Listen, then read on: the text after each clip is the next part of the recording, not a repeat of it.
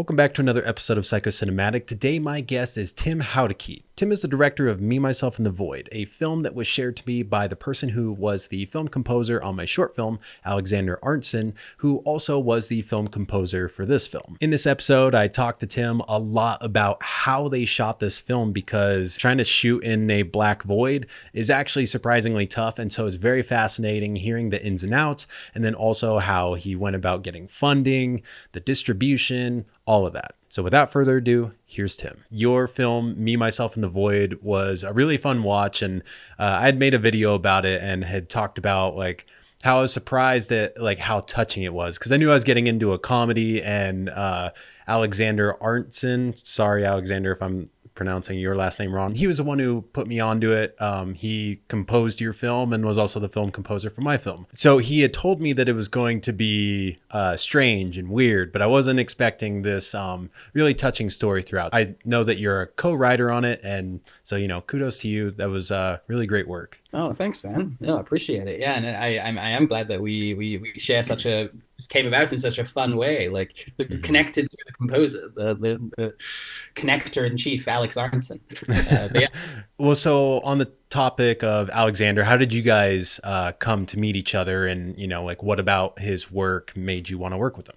I think Alex and I started our first project together was a project called The Fleeting Little Life of Peter Wright. It was a short film that I made while I actually still lived in London. And Alex had sort of, I'm pretty sure he just cold emailed me, done the usual, like, hey, I'm a composer, I'm looking to do this. But then I was quite lucky because just as I said, oh, sure, like, I'd love to work with you on something. Just around that time, I moved to LA. So I actually had a chance to like do the spotting session in person. And honestly, ever since then, I've worked with a couple of composers over the years, but I would say since 2014, like Alex has done basically like up to like 95% of my projects. So at this point, you guys have done, you know, a handful of films, and this was your first feature film, your full length feature film? Yeah, I'd sort of had something of a career in those like early days of YouTube. So, that by the time I was moving to LA would still translate to, sometimes Funny or Die would reach out and I got to do something with them, or like other short film opportunities would come around. So, it was definitely like a good handful of projects we'd managed to do. But Me, Myself, and the Void was my first feature. Yeah. And I was at that time very keen to like, I think as a lot of all us filmmakers can relate, sort of that desire to be like, all right, can I do this when it's 90 minutes long, like the full, But I think having folks like Alex and other sort of trusted collaborators from over the years, like with you in that process, it was sort of a reminder of like, okay, you definitely you build up your experience doing the other stuff so that you can, you have like a good solid crew of like trusted fellow artists by the time you're doing your first feature. Right. And besides that, that feeling that you're talking about as a filmmaker of being like, all right, now I need to make the jump. Was there anything else that kind of like culminated to this point where you're like, okay, now is the time. I've done X amount of short films. Like, is it something like that where you're like, all right, I can't do another short film. Like I need to just, and like, how did you know the time was right aside from the feeling and your collaborators? Yeah, it's a good question. I mean, it's classic, isn't it? Because you're always like a little bit drawn to simultaneously, you're drawn to something that's like a little bit terrifying and you don't know how to do yet, but you obviously want to have some sense that you're prepared. I tend to tell this story and point the finger at this moment that my co-writer and I were working on, we'd done this thing with Adobe, which is part of it was called like the Adobe like Creator Fund, where they like let you do this like short film. And basically the only thing it really has in common with Me, Myself, and the Void is that we did that similar kind of like minimalist aesthetic. Like it's a black space, but then there's like one or two props that are meant to help you like understand what space we're in. And so, my co-writer and I were like, okay, like, could we do like an entire feature like that? But then immediately, the negative voice is going, yeah, but wouldn't that get boring very quickly? Or like, how would you keep something like that like engaging? But I think somewhere in that conversation, we had this idea of like, oh well, what if it's like a void world, but there is like a real world, and it's this guy's apartment, and the hook of the film is going to be, oh, he's like lying on the floor and we don't know how we got there. And once we had that, I think the thing that clicked in place for me was, as a young filmmaker, you're kind of often told, oh, you should come up with a movie that you can shoot in like one or two locations. Like that sort of Yeah. generic advice, good advice, even though it's good to have limitations. I don't know if like story naturally, when you think of a story, you're not thinking like, what would be a great story that I can tell in one or two spaces. You usually Yeah. just think of the story and what are you excited about, what do you like about the characters, etc. And I think this was just happened to be that moment where, as soon as that idea hit my co-writer and I just had this moment of realizing, oh, this is that really small movie that we can go make. That was when I sort of thought, maybe this is the one that, like, Yeah. because you could, with some level of confidence, you could make it knowing that you could make this at so many different budget levels. Like we were genuinely entertaining a version of this, which would be like, let's staple garbage bags to the wall and film it in somebody's an actual apartment, and we'll do it on the weekend when we have time. Obviously the film got bigger than that, but Yeah. that was kind of the thinking was, this is a film where arguably nobody has to greenlight you, because you could Hmm. in theory figure it out at basically any scale. All I really wanted to prove to myself was, can I tell a story in 90 minutes? Like, can I engage an audience for, the entire run of a feature film? Like, can I tell a story like that? Because it is different, right? Like, it's sort of. Yeah, no, that's really cool to hear. And when you're talking about the location and the fact that you kind of had that experience with Adobe where you kind of had like the proof of concept of like just the couple props, dark room, as someone who works with cameras a lot, I'm thinking in my head like keeping everything dark and only lighting what you want to be seen. Like that's probably sounds easy to like anyone out there, but like I know that would be very hard. And I'm Yeah. curious where you guys shot this, because I know even in the bathroom scene, like we see the reflection of the mirror, and what's reflecting is also dark, and like that just doesn't sound easy to me. Yeah, for sure. No, and I think you're certainly hitting on a good filmmaker brain is correctly identifying that. You tell yourself like, great, it'll be easy. It's just a black void. But then, like you said, Hmm.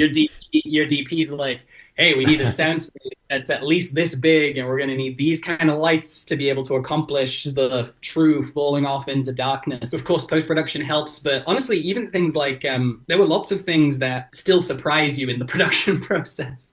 One of them being, for instance, I know my production designer and I talk about this quite a lot, where you didn't think that just making the doors stand by themselves. That's literally one of my questions.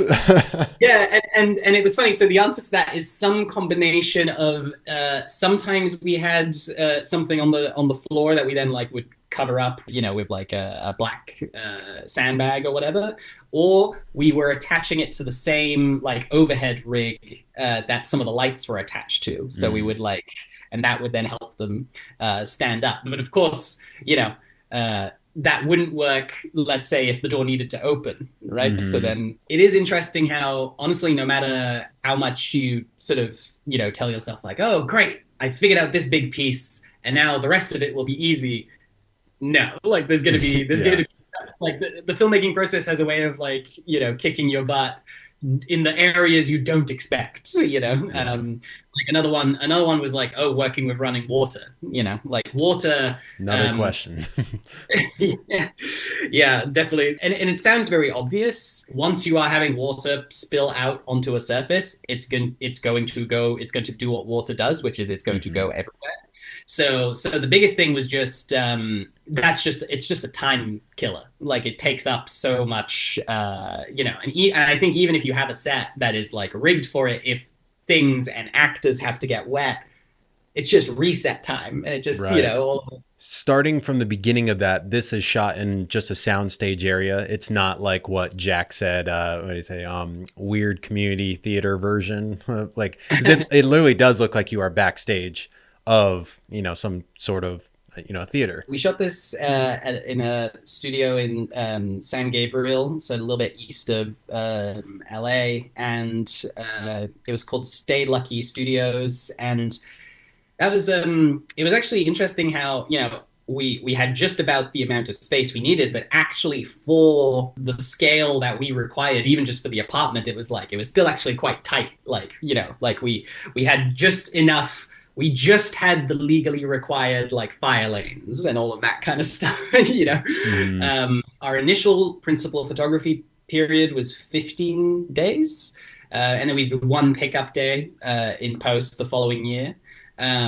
But those 15 days were, I want to say it was something like 12 days were on set on the soundstage, and then maybe 3 days were like, we're gonna go do the bit with the comedy club. We're gonna go do the Uber driving scene. We're gonna go Yeah. do these other principal moments. Obviously, because both the void and the apartment were built and could be done on the soundstage, it allowed us to have like truly an experience of like, okay, we're going to the same soundstage, for 12 days of production. I'm glad you brought that up about the apartment because I was like, should I ask if that's an actual apartment? And I was thinking, from the perspective of, like an indie filmmaker trying to save money, I was like, it probably would be easier just to use a real apartment instead of, but for something like this, does that mean that you guys like just removed the walls, took everything out, and then Yeah. everything's exactly where it needs to be? Yeah, exactly. You nailed it. We of course entertained like, what if you went and found a real apartment and then we like made note of the doors and then tried to like Hmm. replicate it on a soundstage.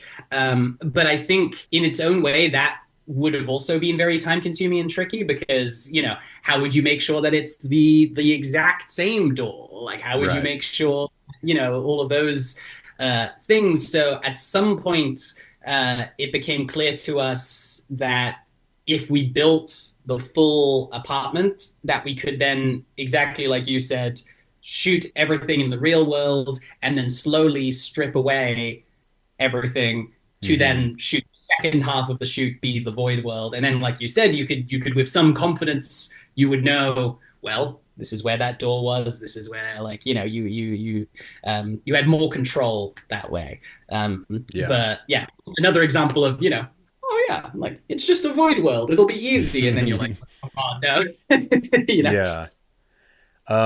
Yeah, that's really genius because yeah, I was wondering, I was like, did you guys just have to measure like how far is this door from this door? And I was trying to pay attention to that when I was going back after I watched the first time. I was like, is this the same sink? Like, like yeah. how the hell did they get like the same counter? Like I was just like, because I was imagining it was a real apartment, and I was like, the fact that you found the same countertop like at Home Depot or something, and then I was like, that's crazy.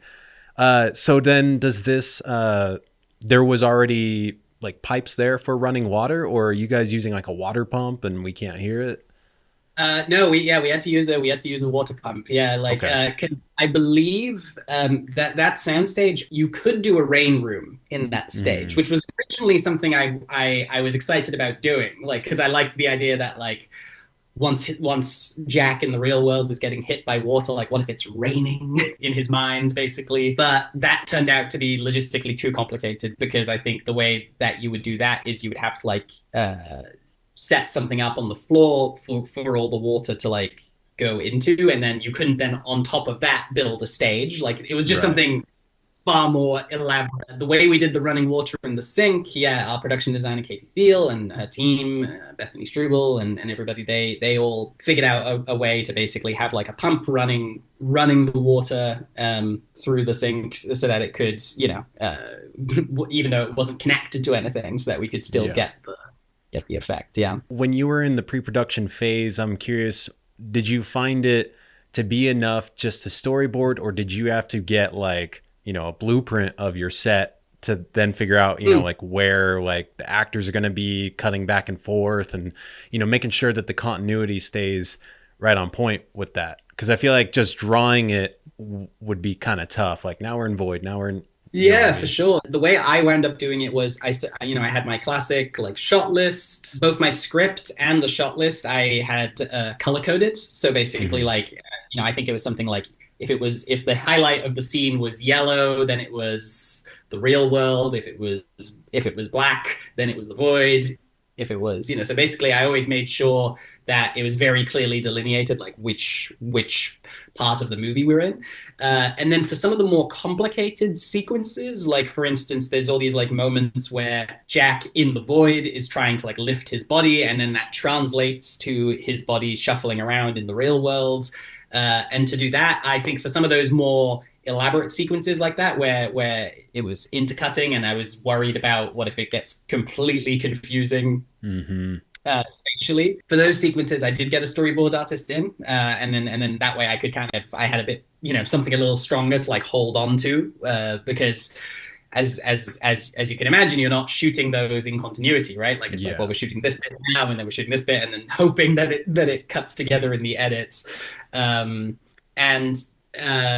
yeah, I think I also did some tests myself, like these very funny sort of for like how the sound would work, or how some of these continuity cuts would work, and that was basically just me with some like filmmaker friends having them over to my house in pre-prod, and then we would just with the Canon 5D or whatever, just go and like shoot little parts of the movie and be like, okay, like what how would this kind of cut work, or that kind of thing.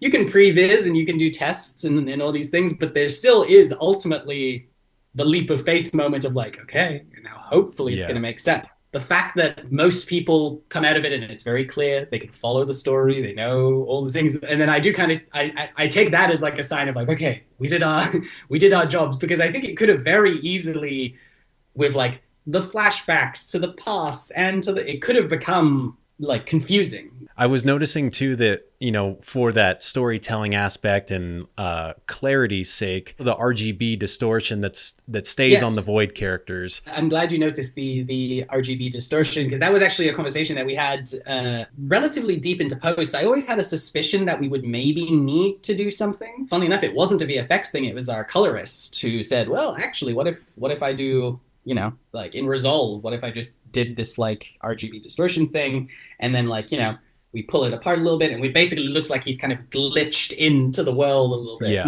like it.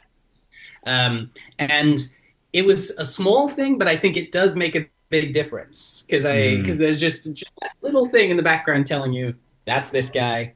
It's not the same as his past self. My hope is that the other thing that I think sells it is of course our actors, right? This is always true. Actors are always a crucial piece. It's, if anything, it's probably the main thing directing is, right? It's like facilitating that the performers can do their work. This is a movie where like they're standing in blank nothingness. Like if they're not convincing, the whole thing's gonna collapse. Right. It's not gonna.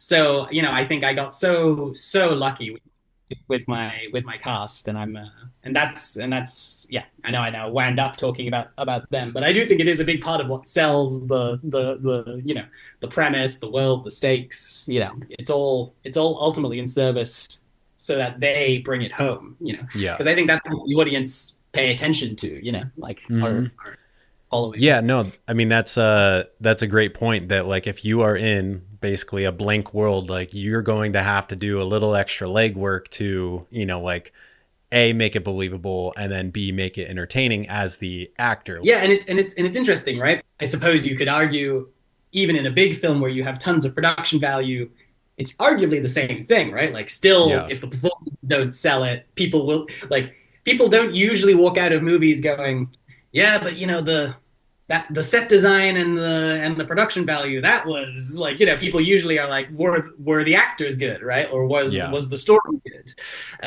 But I do still think it holds true that when you don't have production design or because obviously we did have production design, but when you don't have tons of money to like distract them, like look at my expensive location, look, I went and shot over here, like I have nothing to distract the audience with if the performers don't deliver. Right. I'm imagining me playing Matthew McConaughey's character in Interstellar. Like the performances would be way different. But then now I'm imagining Matthew McConaughey in a garbage bagged wall, location, and it just doesn't like. I'm sure he would kill it, but there's still like that kind of disconnect there. Yeah, yeah, absolutely, exactly, and hopefully they meet each other, right? Like hopefully Hmm. like the the scale can be appropriate to what the story requires, right? Yeah. So how did like you were saying that you had a relationship with Jack and Chris beforehand. What's that relationship like? Yeah, so I was just a fan when I did YouTube stuff back in the day. I think I was sort of in also kind of in the sketch comedy world, so I think I became aware of them. Somewhere in that they had this great sketch which was like basically shit shot in a white void, like which had gone viral, and I remember finding that very funny. Um, and then at some point, back when they still had the like YouTube spaces, like the studio here in Los Angeles, I think myself and my co-writer actually, Nick Oldershaw, and I, we bumped into Chris, who was maybe there, because YouTube would like organize events, like we're going to teach you VR today, or we're going to teach, it Hmm. would be that kind of. And I think uncharacteristically, I sort of got over myself and I walked up to him, and because I'm usually quite shy about this kind of stuff, but I walked up to him and I was just like, "Hey man, I'm like a really big like I really enjoy your videos, you and Jack." And then I think some point after that, I'd invited them to come and do a. I was like, "Hey, I have this sketch. Would you guys want to do it together?" Um, and so we'd done a couple of little small things here and there, and we'd kind of known each other socially. And then I think it was while writing the first draft of the script that my co-writer and I were like, they would just be so great for this. And then, funnily enough, it was before I would even say that once we had the first full draft of the script, we'd already named them Chris and Jack. Like we'd already Yeah. said, like, okay, let's see if hopefully it's a compliment to them, like hopefully that we truly wrote it for them. Um and yeah, I just always had, because they are professional performers, right? Like Chris is they're both working actors, and Chris is in Blue Man, and Jack obviously has a voice acting career as well as just as an actor doing auditions and commercials and all these things. So like I knew that they were working actors, and then they were also just such talented filmmakers and writers from their stuff together. And I was very confident that they could carry a feature. Like I was like, they will be able to like sustain an audience's like engagement and carry them emotionally through all the beats that a feature would require. Because admittedly, it is a different skill, right? Like even for Hmm. myself, as someone who's done sketches, it's like, okay, being funny for like 3 minutes is different from we need you to like buy an entire emotional arc, you know. Hmm. Um, but I was like, I think I just that was sort of an area where I had very little doubt. I was like, I think Chris and Jack will be able to like carry this. Yeah. So you made a couple short films and then you're like, all right, now I'm going to do this, this full length feature film. The cost between a short film and a full length feature's got to be astronomically bigger because, I mean, just every minute costs a ton of money. And now you're bringing in more people. You're getting, like, I don't know about your other short films, but you're for sure getting, like paid actors, working actors for this film. So it's like, where do you begin? You're like, all right, I need to fund this thing. Who wants to give me Yeah, money? we had to do a whole bunch of reaching out to either people who I knew, companies who I dealt with that were maybe interested in making something of this scale. But weirdly, the answer to this came through my producer Ryan Blewett, who he was basically in one of the first people who was in. Like I sat down with him, and one of the reasons I was keen to work with Ryan was because I thought he'd just be an amazing let's just get it done force, like which is exactly what you want in a producer, right? Like Mm-hmm. he'd made sort of true micro budget features before. So when I say he was in, it's like Ryan would have been in for the uh, bags to the wall version of it. Like he was Yeah. like, "We will get this done, hell or high water. We will do this." Um, and then it was actually through him that we went to Echo Bend Pictures. He was former roommates with one of the two founders of Echo Bend.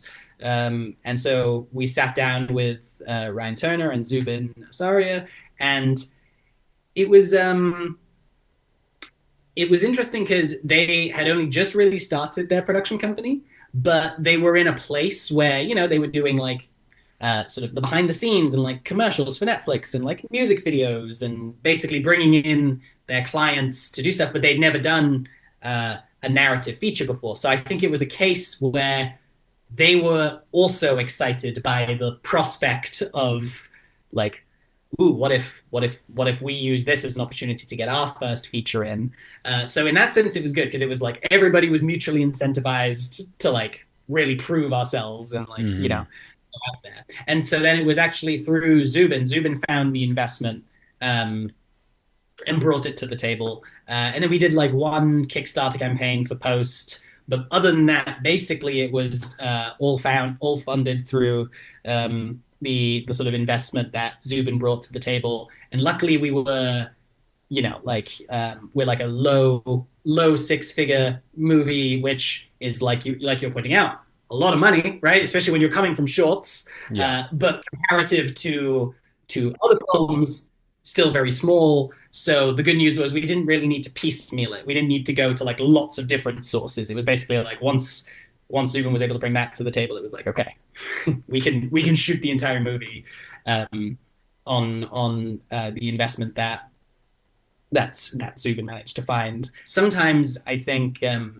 I've been certainly guilty of this at different times, and I try to be very like conscious of it now. Is that like I think sometimes younger filmmakers we're too keen to be like, oh, I've got my first feature and I want $3 million for it, or I want like, and I sometimes think there's gonna be you gotta like keep your feet on the ground a little bit more and remind yourself that like, hey, if you spend $3 million, you need to make $3 million. Like this is a Yeah. lot of money to talk about casually, So I'm lucky that we got to make it at the scale we got to make it for. But I definitely so in some ways, when you imagine that I was originally planning to shoot it on the weekend, it's like we it grew exponentially. But I'm glad it didn't get any bigger than it did, because I do Yeah. think that it's like ultimately. Um, ultimately I want to hopefully sustainably have a career doing this, right? So I Mm-hmm. want to sort of grow to like meet the budget increases as they come. Does the production company communicate with you after the fact, like how the film is doing, financially? Like, hey, good news. Like, we're already 25% of the way to the goal and it's been, 5 days or, like something like that. Like, do they communicate that stuff with you? We wound up opting to not go with like a separate distributor. Mm-hmm. um we were considering that at different points, but basically the market for indie films, it seemed for us to make sense to like cut out the middleman and kind of just put it out on streaming. I think in about 2 months we're going to be on Tubi, which I'm actually quite excited about because Mm-hmm. I think for a small unknown movie, being free but with ads Right. is going to be good for us. Now, and I think the good news about going in that direction is we definitely get to see what makes a difference, like what drives sales, what Mm-hmm. doesn't, what So happy to report after we got that New York Times mention or whatever, like we saw a little bump in sales. So you get to kind of see where the publicity machine is working, where it isn't, and as we're kind of putting the film out there. But I mean, I think the answer to when will we recoup will probably be in a few years from now. It doesn't seem like it's impossible that we'll make all of our money back, but I think it has to be it's a marathon. The good news is, yeah, we get the figures back. I'm happy to report since we launched in October, we've not had a week where there hasn't been sales. Like every Nice. week, people have bought it. So yeah, marathon. Yeah. So I'm guessing you are working on your next feature film. You've probably got one planned, or maybe you're in development of it right now. If you do, like, I would love to hear about that. And then also, is the same production company going to be going with you, or do you have to shop around for other places? Just whether or not they were interested in the idea, or maybe they don't have the money to do it yet, because it sounded like it was pretty good timing for them with the first one. I do have another feature that currently is with a studio, and they are taking it around trying to attach actors to it. Funnily enough, this is a feature I've been trying to make since before Me, Myself, and the Void. So, like uh, uh, many years passion project. Yeah, I mean, it's funny. So Ecoband are very supportive of that feature. I think there's a world where they'll wind up helping out, but there's also a world where it'll just be through the studio and their relationships. Um, but obviously I'd love to work with the Ecoband guys again, like in the future. But I guess it also just depend on, will it be the right project and will it make sense? Kind of like you said. With any luck, this project that is currently being shopped around will be feature number 2, which would be very cool. And funnily enough, would also be Mr. Alex Arnson would be, because it's a musical actually, so that would be the. But he gets a chance to really show something that he's not had a chance to do on previous projects. So yeah. Well, I really appreciate you taking the time and for allowing me to watch the film. If people want to watch it before it goes on Tubi, they can find it on Amazon, right? And other platforms. Yeah, Amazon, Apple TV, YouTube, most places where you rent movies, you should be able to rent or buy. No, and thank you so much. Thank you so much for having me.